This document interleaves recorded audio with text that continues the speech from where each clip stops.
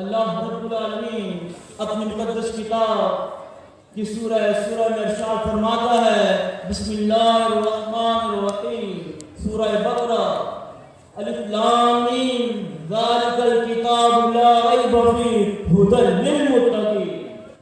الف لام میم، یہ وہ بابرکت کتاب ہے جو لا ریب ہے، جس میں کسی قسم کا کوئی شک نہیں ہے، جس میں کسی قسم کا کوئی ڈاؤٹ نہیں ہے۔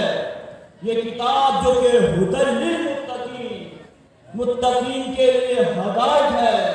یہ ہدایت ان لوگوں کے لیے ہے جو دنیا کی زندگی میں اللہ رب العالمین کے احکامات پر عمل کرتے ہیں، اس کتاب کی اہمیت کو پہچانتے ہیں جو اللہ نے آسمان سے ان کو اتاری، جو کہ سراسر ہدایت کا بیان ہے، جس میں اللہ تعالیٰ نے انسان کی زندگی کے تمام تر مسائل رکھے ہیں۔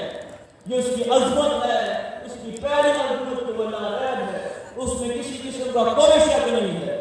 دوسری عظمت، ان القرآن یہدی للتی ہی اقوم، یہ کتاب وہ مقدس کتاب ہے جو کہ انسان کو اس راستے کی طرف رہنمائی کرتی ہے، وہ راستہ جو کہ بالکل سیدھا ہے۔ اس میں تفضیل استعمال ہوا ہے کہ بالکل صاف و شفاف ہے، روشن ہے ان لوگوں کے لیے جو اللہ سے ڈرتے ہیں۔